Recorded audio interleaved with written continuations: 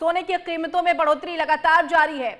सोना इस वक्त ऑल टाइम हाई है। सोने के दाम पुराने सारे रिकॉर्ड तोड़ रही है और India Boolean and jewellers association के मुताबिक 10 ग्राम 24 कैरेट सोने का दाम जीएसटी लगाकर 1 लाख रुपए के पार पहुंच गया है और इससे पहले 10 ग्राम सोने की कीमत 94,910 रुपए थी।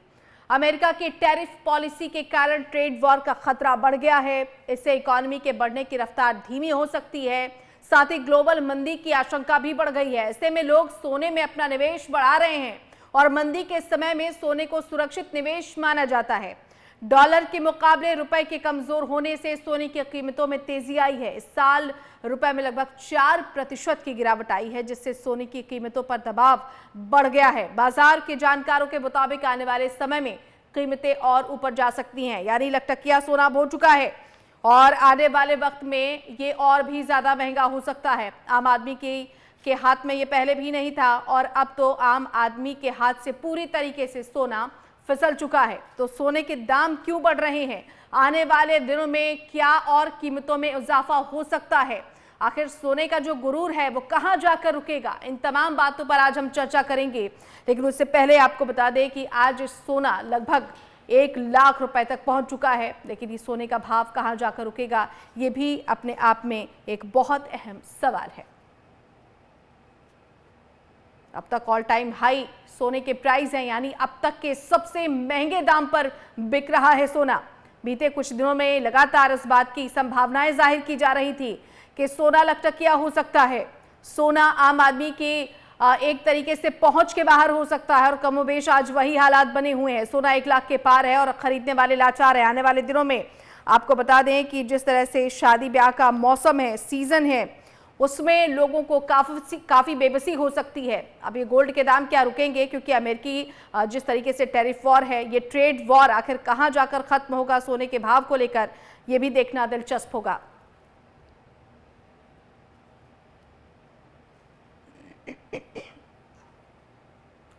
तो चलिए बता दें आपको ग्राफिक्स के जरिए 31 दिसंबर 2024 को सोना था 76,162 रुपए, तब भी आम आदमी के लिए महंगा था।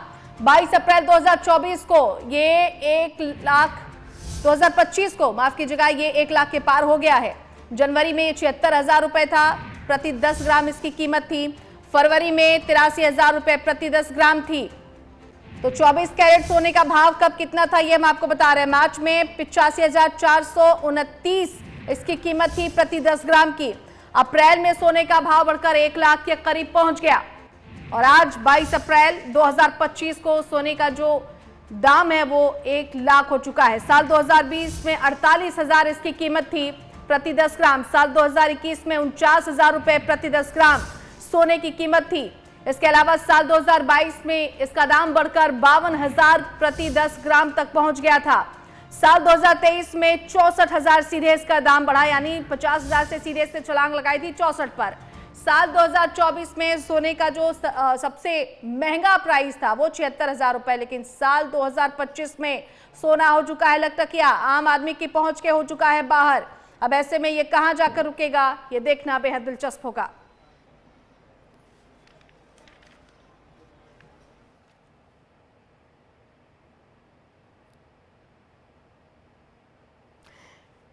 चलिए चर्चा की शुरुआत हम कर रहे हैं। दो खास मेहमान हमारे साथ जुड़ चुके हैं। अर्थशास्त्री आकाश जिंदल हमारे साथ जुड़ चुके हैं, बहुत स्वागत है आकाश जी आपका। और हमारे साथ ज्वेलर्स एसोसिएशन के अध्यक्ष योगेश सिंघल जी जुड़ चुके हैं, बहुत स्वागत है योगेश जी आपका। सबसे पहले आकाश जिंदल जी आपके पास आना चाहेंगे। लखटकिया हो चुका है सोना, इतने में एक नैनो कार मिलती थी, अब मुझे लगता है कि 10 ग्राम का एक हार भी ढंग का नहीं आएगा। देखिए, आज ग्लोबल इकोनॉमी के हालात ये हैं कि एक बहुत बड़ी टैरिफ वॉर चल रही है और चाइना ने बहुत स्टिफ स्टैंड लिया हुआ है। चाइना जो है कहीं ना कहीं रिलेंट करने को तैयार नहीं है, तो चाइना इस टैरिफ वॉर को कहीं ना कहीं आगे बढ़ा रहा है। जब भी अब टैरिफ वॉर की वजह से ग्लोबल इकोनॉमी में रिस्क, अनसर्टेनिटी, पैनिक बढ़ता है, तो जब भी रिस्क, अनसर्टेनिटी, पैनिक बढ़ता है तो एक गोल्ड को एक सेफ हेवन एसेट माना जाता है। हिंदुस्तान में तो हम सब लोगों का शौक है सोने को ज्वेलरी के शेप में देने का, लेकिन ग्लोबली गोल्ड जो बाय किया जाता है वो सेंट्रल बैंक्स और गवर्नमेंट्स बाय करती हैं रिस्क कवर के रूप में, हेज के रूप में। तो अब ये ग्लोबल कमोडिटी है, ग्लोबल लेवल पे इसकी प्राइसिंग होती है। तो मेरी ऑर्गेनाइजेशन आकाशंदर.in का क्लियरली मानना है कि क्योंकि ग्लोबल मार्केट्स में रिस्क है, अनसर्टेनिटी है, तो ग्लोबल सेंट्रल गवर्नमेंट्स और सेंट्रल बैंक्स इसे रैम्पेंटली बाय कर रहे हैं, इस वजह से सोने के दाम बढ़े हैं। और जो ग्लोबल इकोनॉमी की हालत है, ट्रेड वॉर तो अपनी जगह, टैरिफ वॉर अपनी जगह, उसके अलावा जियोपॉलिटिकल सिचुएशन जैसे रशिया यूक्रेन वॉर है, या और जो है जियोपॉलिटिकल इश्यूज चल रहे हैं, अभी तक जो है इजराइल का इशू सॉर्ट आउट नहीं हुआ, तो इन सब को देखते हुए गोल्ड की प्राइसेस और भी बढ़ने की संभावना है। 10 से 15% और बढ़ सकती हैं, क्योंकि रिस्क कवर और हेज के रूप में गोल्ड को यूज किया जाता है। करेंसीज के अंदर बहुत वॉलेटिलिटी और फ्लक्चुएशन आ रही है, तो जब करेंसीज के अंदर वॉलेटिलिटी और फ्लक्चुएशन आती है तब भी गोल्ड के ऊपर डिपेंडेंस बढ़ जाती है। और जिस तरीके से जियोपॉलिटिकल हालात चल रहे हैं, जो कुछ रशिया के साथ हुआ, रशिया यूक्रेन वॉर में जिस तरह से उनके एसेट्स फ्रीज किए गए, तो ऐसे में कन्वेंशनल जो एसेट है गोल्ड, उसके ऊपर लोगों का रिलायंस बढ़ जाता है। आज दुनिया प्रोटेक्शनिज्म की तरफ जा रही है, एक जमाने में हम ग्लोबलाइजेशन की तरफ बढ़ रहे थे, तो ऐसे में गोल्ड के ऊपर जो है इंपॉर्टेंस बढ़ेगी। डी डॉलराइजेशन का कॉन्सेप्ट दुनिया में चल रहा है, कहीं ना कहीं गोल्ड की वैल्यू आने वाले समय में और बढ़ने की संभावना है। तो जिन लोगों ने ज्वेलरी शॉप शेप में गोल्ड लेना है, मैं उन्हें कहूंगा अभी भी वो गोल्ड ले लें, अभी भी हिचके ना, घबराए ना, क्योंकि ज्वेलरी शेप में क्या होता है, जब गोल्ड लिया जाता है तो हमारा इमोशनल उसमें अटैचमेंट आ जाती है, तो जनरली वो लॉन्ग टर्म के लिए लिया जाता है। Just allow me to complete 25 साल 30 साल या कई बार 50 साल के लिए, तो ऐसे में ऑटोमेटिकली लॉन्ग टर्म इन्वेस्टमेंट उसके अंदर आ जाती है, एम्बेडेड हो जाती है। तो ऐसे में किसी की शादी है या और कोई शुभ मुहूर्त है तो वो गोल्ड ले लें, क्योंकि लॉन्ग टर्म के लिए ऑटोमेटिक इन्वेस्टमेंट हो जाएगी, तो उसमें हिचकिचाए नहीं, उनके लिए अच्छी प्राइसेस है। आज शॉर्ट टर्म ट्रेडर्स के लिए शॉक हो सकता है, क्योंकि अगर ट्रेड वॉर रिजॉल्व होती है तो शॉर्ट टर्म में इसके प्राइसेस कम हो सकते हैं। शॉर्ट टर्म ट्रेडर्स से बचें, बट जिसने ज्वेलरी शेप में लेना है, चाहे वहां पे उनके मेकिंग चार्जेस होते हैं, उसके बावजूद वो ले लें। ठीक है। और जो नॉन ज्वेलरी शेप में भी इन्वेस्टमेंट के लिए लेना चाहते हैं, 2 से 3 साल की कॉल लेना चाहते हैं, उनके लिए गोल्ड इस प्राइस पे लेने में कोई दिक्कत या बुराई नहीं। ठीक है आकाश जी, एक सवाल मेरा आपसे अगला ये रहेगा कि बैंकों की रुचि इस वक्त बढ़ जाती है ऐसे समय में जब सोने की कीमतें जो हैं वो महंगी होती हैं, जब उनका प्राइस हाई होता है, बैंकों की क्या भूमिका रहती है, उस पर भी हम जरा आपसे एक बार चर्चा करेंगे। लेकिन उससे पहले हम योगेश जी के पास जाना चाहेंगे। योगेश जी, आपकी भी क्या प्रतिक्रिया है? सोना लकटकिया हो चुका है, अब लोग क्या विकल्प इस्तेमाल करेंगे? सोने के बदले सोना लेना शुरू करेंगे, कम कैरेट का सोना लेना शुरू करेंगे, क्या कह रहा है मार्केट?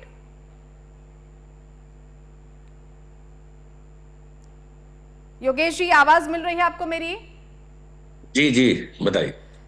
योगेश जी, मैं ये जानना चाह रही थी कि अब लकटकिया हो चुका है सोना, मार्केट क्या कह रहा है? क्या लोग अब विकल्पों का इस्तेमाल करेंगे? सोने के बदले सोना, मतलब पहले ये होता था कि लोग सोना बदल कर सोना लेते थे, क्या अब उस तरह का विकल्प लोग इस्तेमाल करेंगे? कम कैरेट का सोना खरीदेंगे? किस तरह का एक नया ट्रेंड शुरू होगा? देखिए, अभी तो फिलहाल जो है ग्राहक बाजार से दूरी बनाए हुए है। 1 लाख रुपए से भी ऊपर जा चुका है सोने का तैयारी भाव, 1,02,000-3,000 रुपए तकरीबन आज तैयारी भाव बन चुका है विद जीएसटी। यानी तो जितनी चादर है उतनी पैर पसार रहे हैं, मतलब खरीदेंगे ही नहीं? नहीं, खरीदना ऐसा तो नहीं है कि हिंदुस्तान में जो नारी है, हमारी गृहिणियां हैं, उनको सोने से लगाव है और वो प्योरिटी भी सही लेना चाहते हैं, क्योंकि इसकी वैल्यू जो है वो आपात स्थिति में देखते हैं। किसी को मकान लेना है, शादी करनी है, तो उसमें 22 कैरेट सोने का चलन हमारे देश में उस टाइम ज्यादा है। तो ऐसा तो नहीं है कि सोना खोटा लेना पसंद करेंगे, लेकिन अभी वो स्टेबल होगा जब मार्केट में ग्राहक आएंगे। अभी रोजाना 2,000 रुपए भाव बढ़ जाते हैं, कल भाव कुछ था, आज भाव कुछ हो गया, तो अभी ग्राहक बाजार को देख रहा है कि मैं किस तरफ जाऊं। ठीक है योगेश जी, जिस तरह से आपने ये जानकारी दी है कि अभी तो फिलहाल थोड़ी दूरी है, लेकिन आने वाले समय में आपको भी ये पता है कि लगन का सीजन शुरू होने वाला है और तकरीबन इसकी शुरुआत हो चुकी है। उस वक्त लोगों के पास कोई ऑप्शन, कोई विकल्प नहीं रहेगा।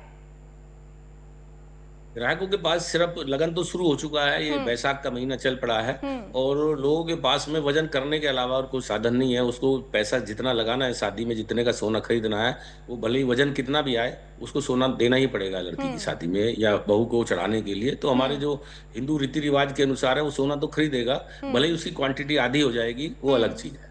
चलिए, मतलब भले क्वांटिटी आधी हो जाए, जैसा कि हम कह रहे हैं कि लोग पारंपरिक जो तरीके हैं उनका इस्तेमाल करेंगे, या तो सोने के बदले सोना लेंगे, या कैरेट कम खरीदेंगे, कम कैरेट का सोना लेंगे, या फिर बहुत ज्यादा सोना वो नहीं ले पाएंगे। आकाश जिंदल जी, आपके पास आना चाहेंगे। ऐसा नहीं है कि सोने की कीमतों की शुरुआत जो है वो अभी से होना शुरू हुआ है। बीते 5 सालों में, मुझसे बेहतर तरीके से आप बाजार को देखते हैं, बीते 5 सालों में धीरे धीरे करके जो ये जबरदस्त इजाफा आया है सोने में, इसने आम आदमी की पहुंच के बाहर कर दिया है। वो 5 सालों का ट्रेंड आखिर क्या था? मान लीजिए ट्रेड वॉर तो अभी शुरू हुआ है, या टैरिफ वॉर आप कह लें कि अभी शुरू हुआ है। बीते 5 सालों में ऐसे कौन से प्रमुख कारक रहे कि सोने का भाव बिल्कुल आम आदमी की पहुंच के बाहर होता चला गया? जी, सबसे पहले तो आपका धन्यवाद करूं, आपने मेरे अच्छे मित्र योगेश को आज मुझसे मिला दिया कई दिनों बाद। अब दूसरी बात ये आ जाती है कि अब देखिए सबसे मेन फैक्टर क्या रहे हैं, हर चीज में डिमांड और सप्लाई जो है मेन फैक्टर होते हैं। अब सोने में जो माइंस हैं, उनकी एग्जिस्टिंग जो माइंस हैं, उनकी एक्सट्रैक्शन कैपेबिलिटी कम होती जा रही है और नई माइंस की डिस्कवरी कम हो रही है, यानी कि सप्लाई जो है सोने की कम हो रही है, डिमांड बढ़ती जा रही है। जैसे मैंने आपको बताया, हिंदुस्तान में तो हम सोना लेते हैं, 50 ग्राम ले लिया, 100 ग्राम ले लिया, या किसी ने 20 ग्राम ले लिया ज्वेलरी शेप में। बट ग्लोबली जो सेंट्रल बैंक्स हैं वो गोल्ड बाय कर रही हैं बहुत बहुत रैम्पेंटली। जैसे चाइना है, बहुत रैम्पेंटली गोल्ड बाय कर रहा है, सेंट्रल बैंक और सेंट्रल गवर्नमेंट्स। तो जब डिमांड बढ़ती जा रही है, सप्लाई कम है, तो ऐसी चीज के दाम तो बढ़ना तय है। जहां तक रही ट्रेड वॉर की बात, जो रशिया जो यूएस चाइना ट्रेड वॉर है, आज से 5 साल पहले भी थी, और दूसरा ट्रेड वॉर अभी चली है, लेकिन जियोपॉलिटिकल रिस्क जो है पिछले 3 साल से चल रहे हैं। रशिया यूक्रेन वॉर स्टार्ट हुए 3 साल के करीब हो चुके हैं, इसराइल का इशू स्टार्ट हुए 1.5 साल के करीब हो चुका है। तो जो जियोपॉलिटिकल इशू है वो भी गोल्ड की वैल्यू बढ़ाते हैं, क्योंकि गोल्ड के ऊपर रिलायबिलिटी बढ़ जाती है। रशिया यूक्रेन वॉर के समय हमें पता है कितना बड़ा इंसिडेंट हुआ था, जब रशिया के एसेट्स दूसरे देशों में थे। तो ऐसे में गोल्ड के ऊपर रिलायबिलिटी बढ़ जाती है। दूसरी एक चीज मैं लोगों को सजेस्ट करना चाहूंगा, अगर आप ज्वेलरी प्लान कर रहे हैं शादी के लिए, तो आप ये देखिए, आपने बैंक में एफडी भी की हुई है 6% 7% पे, तो उसकी जगह भी अगर आप ज्वेलरी लेते हैं तो आपको रिटर्न उससे ज्यादा आ जाएगी, क्योंकि गोल्ड एक ऐसी चीज है जिसकी रिटर्न आने वाले समय बढ़ने की संभावना, आपको डबल एडवांटेज है। एक तो यूटिलिटी एंगल है, जो है यूटिलिटी एंगल ये है कि पहनने का जो शौक है वो पूरा होगा, आपका खूबसूरत दिखने का शौक पूरा होगा, साथ में एप्रिसिएशन है। तो गोल्ड को मात्र जेवर के रूप में ना देखें कि आप जेवर भी ले रहे हैं और साथ ही साथ आप जो है एक इन्वेस्टमेंट भी कर रहे हैं, डुअल पर्पस सर्व हो रहा है। तो ऐसे में किसी को शादी के लिए लेना है तो मैं तो अभी भी सजेस्ट करूंगा, they must go ahead and by proper quantity of gold, उन्हें गोल्ड परचेज करना चाहिए, ये मेरी रिकमेंडेशन है।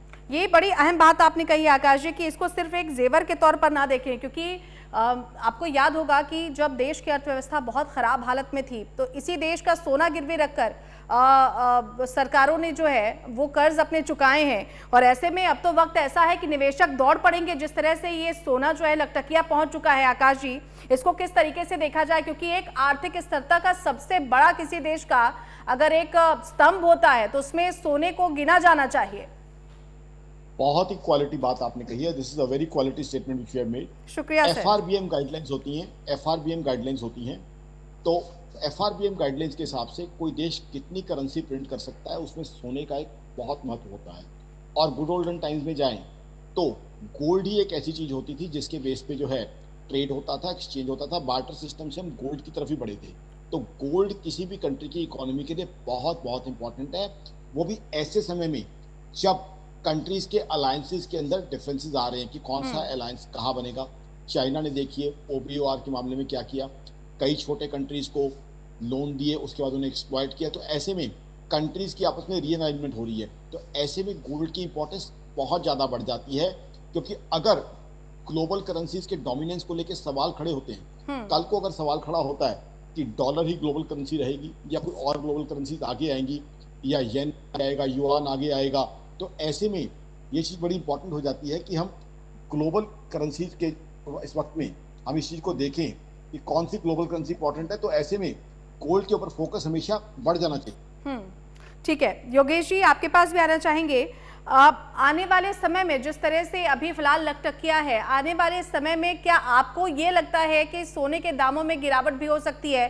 क्योंकि टैरिफ वॉर है, प्राइसेस हाई लो होते रहते हैं, लेकिन सोने में तेजी कम नहीं होती है। देखिए दाम चाहे जो हो, लेकिन तेजी का जो एक दौर बना रहता है वो दौर हमेशा बना रहता है, ये दौर आगे भी बना रहेगा। आपको लगता है कि प्राइस अब स्थिर हो जाएगा 1 लाख पर या नीचे आ सकता है, तेजी बनी रहेगी? देखिए मेरे हिसाब से प्राइसेस और बढ़ने की संभावना है। मेरे हिसाब से यहाँ से करीब 10 से 15% पर एनम ग्रोथ मिलने की संभावना है, क्योंकि मैंने जैसे बताया कि क्योंकि सप्लाई इसकी कम होती जा रही है, डिमांड बढ़ती जा रही है। Countries, economies, central bank, central governments purchase कर रही हैं। हिंदुस्तान में हम ज्वेलरी शेप पे ले रहे हैं, हिंदुस्तान में भी प्रॉस्पेरिटी बढ़ रही है तो डिमांड बढ़ रही है। तो ऐसे में एक ऐसी चीज है जिसकी डिमांड लगातार बढ़ती जा रही है और सप्लाई उतनी होने की संभावना नहीं है।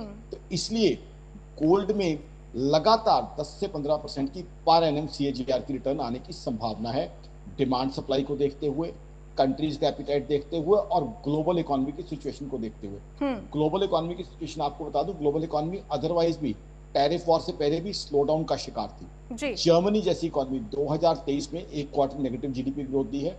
ब्रिटेन जैसी इकोनॉमी 2024 के सितंबर और अक्टूबर में नेगेटिव जीडीपी ग्रोथ दी है। ये तो हिंदुस्तान ही है जो मोदी साहब की बहुत अच्छी गाइडेंस के अंदर बहुत तरक्की कर रहा है, अदरवाइज ग्लोबल इकोनॉमी में एक बहुत बड़ा स्लो डाउन चल रहा है। पाकिस्तान जैसी इकोनॉमी बहुत बुरे हाल है, बांग्लादेश की इकोनॉमी के बहुत बुरा हाल है। तो ऐसे में गोल्ड की वैल्यू तो बनी रहेगी। तो इसलिए गोल्ड में जो पहले इन्वेस्टेड है या आप इन्वेस्ट करना चाहते हैं, ज्वेलरी शेप में लेना चाहते हैं, मेरे हिसाब से they should go ahead and by, उनके लिए सुनहरा भविष्य ही रहेगा। बिल्कुल। योगेश जी आपके पास भी आना चाहेंगे हम। जिस तरह से निवेशक दौड़ पड़ते हैं सोने की खरीदारी में, और जिस तरह से अभी आपने एक बहुत अच्छी बात कही, एक जिक्र किया है आपने कि फिलहाल जो खरीदार है उन्होंने दूरी बनाई हुई है। हालात अगर यही रहते, देखिए दो स्थितियां हैं, या तो किसी भी कीमत पर आप खरीदारों को सोने से अलग नहीं कर सकते हैं क्योंकि कहीं ना कहीं ये एक ज़रूरी हो जाता है, और दूसरी चीज़ है कि अगर ये दूरी बरकरार रहती है तो आने वाले टाइम पे इसका क्या इम्पैक्ट देखने को मिलेगा, क्या, क्योंकि सबसे बड़ा जो कारण है वो डिमांड है। अगर डिमांड में कमी होती है तो सोने के दामों में हम कमी की उम्मीद कर सकते हैं क्या योगेश जी? देखिए अभी तो सोने के दामों में उम्मीद करना बहुत बड़ी गलतफहमी होगी, क्योंकि ये करेंसी वार चल रहा है। अभी डॉलर की एक्सेप्टेंस जो है ना, हर कंट्री नहीं चाहता है, डॉलर में विश्वास नहीं है, बॉन्ड में विश्वास नहीं है, तो वो उसके बदले में सोना खरीद रहा है। तो जो बैंक सोना बेचते थे, यूरोपियन सेंट्रल बैंक पहले सोना बेचते थे, अब वो खरीद रहे हैं। चाइना है, चाइना ने भी अपनी पॉलिसी में इंश्योरेंस सेक्टर में 1% का सोने में निवेश लागू कर दिया है। तो 900 टन सोना उसको ही चाहिए अकेला 1 साल में। तो सोने की डिमांड या सोने की सप्लाई की बात नहीं है, ये तो जो है आपात स्थिति है। इसमें सोना अगर 1.5 लाख भी जाता है तो भी कोई बहुत आश्चर्य की बात नहीं है, क्योंकि अभी देखिए 2-3 हजार रुपये रोज आना बढ़ते जा रहा है, कोई करेक्शन की नाम की चीज नहीं है। 1000-2000 रुपए तो ऐसा हो गया कि एकदम से बढ़ा देता है। तो अब आई नीचे आने के बाद जब तक कोई भी बैंक या कोई देश सोना नहीं बेचेगा तब तक इसमें गिरावट नहीं आएगी। आकाश जी, फिर सवाल वही है जो मैंने सबसे पहले आपसे सवाल पूछा था, बैंकों की क्या भूमिका हो जाएगी इस वक्त? बहुत अहम ये सवाल है, क्योंकि जो पहले सोना बेच रहे थे अब वो सोना खरीदने में लगे हुए हैं। इस तरह की चीज़ें मार्केट प्राइस को सोने की और कहाँ तक लेकर जाएंगी? और दूसरा मैं ये भी जानना चाहती हूँ कि ऐसी क्या वजहें हों कि सोने की कीमतों में गिरावट आ सकती है, किस तरह से राहत पहुँचाई जा सकती है? देखिए 2-3 चीजें हैं। सबसे पहले तो बैंक्स की स्थिति आपको क्लैरिफाई कर दूं। यहाँ जब हम बैंक्स की बात करते हैं, कमर्शियल बैंक्स की बात नहीं करते, हम सेंट्रल बैंक्स की बात करते हैं। हर देश का एक सेंट्रल बैंक होता है, जैसे हमारे यहाँ RBI है जो बैंकों को मॉनिटर करता है। तो जो ग्लोबली बाइंग हो रही है वो सेंट्रल बैंक्स के द्वारा हो रही है, सेंट्रल गवर्नमेंट्स और सेंट्रल बैंक्स के द्वारा। सेंट्रल बैंक्स की बाइंग मेरे हिसाब से कंटिन्यूड रहेगी, क्योंकि हर एक को अपनी FRBM गाइडलाइंस देखनी है, हर एक को जो ग्लोबल टैरिफ वॉर है उसका ध्यान रखना है, साथ ही साथ जो करेंसी में फ्लक्चुएशन है वो देखनी है, और सबको रिस्क कवर चाहिए, हेज चाहिए। तो सेंट्रल बैंक्स जो है, तो यहाँ दर्शकों को क्लैरिफाई कर दूं, बैंक्स में नॉर्मल कमर्शियल बैंक्स नहीं, सेंट्रल बैंक्स जो हैं उनकी तरफ से हमें और भी उम्मीद है कि परचेजिंग करेंगे। अब आपने कहा कि ये डाउन कैसे आ सकता है? डाउन ऐसे आ सकता है अगर चाइना और US बैठते हैं और ट्रेड वॉर सॉर्ट आउट हो जाती है, अगर, क्योंकि जो टैरिफ इस समय लगे गए हैं वो अगर रिवाइज हो जाते हैं, क्योंकि अब चाइना की तरफ से मंशा जाहिर हो रही है कि US के साथ बैठ के इसको सॉर्ट आउट करना चाहते हैं, क्योंकि इस तरह के टैरिफ पे चाइना का गुजारा नहीं है, क्योंकि चाइनीज इकोनॉमी ऑलरेडी डिफ्लेशन का शिकार है, डेट इश्यूज का शिकार है, रियल एस्टेट इशू का शिकार है। अगर ये चीज़ें सॉर्ट आउट हो जाती हैं तो ऐसे में सोना जो है 10-15 हज़ार इमीडिएटली कम आ सकता है, क्योंकि जो अभी बढ़ा है सोना वो पैनिक के कारण बढ़ा है। टैरिफ वॉर के कारण बढ़ा है। तो अगर टैरिफ वॉर का कोई सोल्यूशन, अब सोल्यूशन क्या है कि चाइना यूएस को अप्रोच करे और मिलके बैठे और उसका सोल्यूशन निकाले, तो ऐसे में शॉर्ट टर्म में कमी आ सकती है। इसलिए मैं कहता हूं कि ट्रेडिंग एंगल से अभी ना ले, ट्रेडिंग एंगल से किसी ने लेना है तो अभी वो वॉच करे। अगर US China trade war resolve होती है या रेजोल्यूशन की तरफ बढ़ना भी शुरू करती है तो शॉर्ट टर्म में इसमें करेक्शन आ सकती है।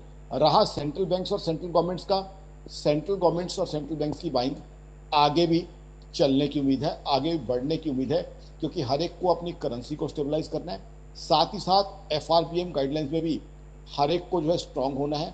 अब तो आगे चल के शायद ब्रिक्स की करेंसी भी लॉन्च हो जाए, Brazil, Russia, India, China, south Africa और उसके साथ और भी कई देश हैं। तो ऐसे में बहुत से इश्यूज आने की संभावना है। हमारा रुपए भी जो है उसको ग्लोबल एक्सेप्टेंस मिल रही है, कई कंट्रीज में हमारा रुपए भी एक्सेप्ट हो रहा है, कई एयरपोर्ट्स पे भी एक्सेप्ट हो रहा है। तो ऐसे में global central banks, global central governments, उनसे डिमांड आनी तय है। बट अगर ट्रेड वॉर का कोई सोल्यूशन निकलता है, जैसे हमने देखा कि यूएस ने रेसिप्रोकल टैरिफ लगाए थे, अब 90 डेज के लिए पॉज किए गए, तो उसी टाइम स्टॉक मार्केट्स के अंदर एक तेजी देखने को मिली। तो ऐसे में अगर यूएस चाइना इशू सॉल्व होता है, क्योंकि चाइना अब रियलाइज कर रहा है कि उसका सर्वाइवल मुश्किल है, तो ऐसे में चीजें सॉर्ट आउट हो सकती है और शॉर्ट टर्म में 10-15-20 हजार सोने के दाम गिर सकते हैं। ये क्लियरली संभावना दिखती है। बट अगेन मैं ये कहूंगा जिसने ज्वेलरी शेप में लेना है ही should go and buy, because jewellery shape में nobody is going to lose, क्योंकि ऑटोमेटिकली। लेकिन आकाश जी, मेरा अब बहुत कम समय रह गया। मेरा आप दोनों से एक सवाल ये है, दोनों लोगों से साझा एक सवाल है। अभी मैं एक रिपोर्ट पढ़ रही थी, उस रिपोर्ट में एक था अंतर्राष्ट्रीय स्तर के एक बहुत बड़े निवेशक हैं और बहुत बड़े वो उद्योगपति भी हैं। उन्होंने कहा है कि सोना अपने आप में बहुत अच्छा विकल्प है निवेश के लिए, लेकिन उससे बेहतर है कि आप चांदी खरीदें। तो क्या लोग अब इस ऑप्शन का इस्तेमाल करें? योगेश जी, सबसे पहले आपकी प्रतिक्रिया, उसके बाद आकाश जी आपके साथ हम इस प्रोग्राम को वाइंड अप करेंगे। देखिए, चांदी कोई भी देश जो है ना नहीं खरीद रहा है, सोना ही सोना खरीद रहे हैं। जो भी करेंसी के बदले में, डॉलर के बदले में या अपनी स्थिति को हैज करने के लिए खरीद रहे हैं, वो सिर्फ सोना है। चांदी तो पहली बार देश के इतिहास में ऐसा हुआ कि चांदी जो है ना सोने से पिछड़ गई है, 4-5 हजार रुपया कम है।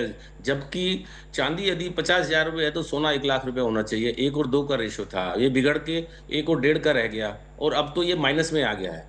तो कहीं ना कहीं चांदी में गुंजाइश तो है, लेकिन इसकी वजनी होने के कारण या कोई इन्वेस्टर भी इसको नहीं पसंद करता है। सोना है, जेब में डाल के 1 किलो चल देता है और चांदी 30 किलो की सिल्ली होती है। तो शायद ये भी बड़ी वजह है कि सोने और चांदी में डिफरेंस बढ़ता जा रहा है। ठीक है आकाश जी, आपकी प्रतिक्रिया। और क्या आप भी कोशिश करेंगे कि घर में कम से कम इस वक्त जो है वो सोने की डिमांड आपसे ना की जाए? देखिए, सबसे पहले जहां तक बात है चांदी की जो है इंडस्ट्रियल एप्लीकेशन भी है, क्योंकि चांदी जो है एक अलग तरह का जो है कमोडिटी है। मैं इसे गोल्ड से कंपेयर नहीं करूंगा, क्योंकि इंडस्ट्रियल यूजेज भी है। साथ ही साथ ये एफआरबीएम गाइडलाइंस के हिसाब से चांदी सूट नहीं करती है। अब जहां तक आपने दूसरा जो है बड़ा प्यारा प्रश्न पूछा कि सोने की डिमांड अगर की जाए या ना की जाए, मेरे हिसाब से तो डिमांड होनी चाहिए। देखिए, उससे एक तीर से दो शिकार हो रहे हैं। आपकी पत्नी को भी आप खुश करोगे और लॉन्ग टर्म के लिए इन्वेस्टमेंट भी कर रहे हो। तो if anything gives you two outcomes by just investing 5-6 lakh rupees, I don't think it's a bad idea. तो इसलिए अगर मेरे से फरमाइश होती है तो मैं तो खुशी खुशी फरमाइश पूरी करूंगा, क्योंकि जो है उससे क्या है पत्नी को भी खुश करूंगा, साथ ही साथ एक लॉन्ग टर्म के लिए होपफुली वो इंटरव्यू देख रही हो और अगर मेरे इस चर्चा से अगर उनको फायदा होता है और महिला वर्ग को, तो मुझे बड़ी खुशी होगी। बहुत धन्यवाद आकाश जिंदल जी आपका हमारे साथ चर्चा में जुड़ने के लिए। योगेश सिंघल जी आपका भी बहुत बहुत शुक्रिया हमारे साथ इस चर्चा में जुड़ने के लिए। तो सोने पर छाई है महंगाई, विकल्प आपके पास चांदी भी नहीं है, क्योंकि चांदी भी सस्ता नहीं है और आने वाले दिनों में अभी फिलहाल सोना लटकिया है, दाम और भी बढ़ सकते हैं। इसलिए अगर आपको निवेश करने के वजह से या उन कारणों से सोना खरीदना है तो आप जरूर खरीदें, लेकिन आम आदमी की पहुंच के बाहर ये सोना लगातार जाता जा रहा है। इस खास पेशकश में फिलहाल इतना ही। देश और दुनिया की तमाम बड़ी और अहम खबरों के लिए आप देखते रहिए MH1 न्यूज।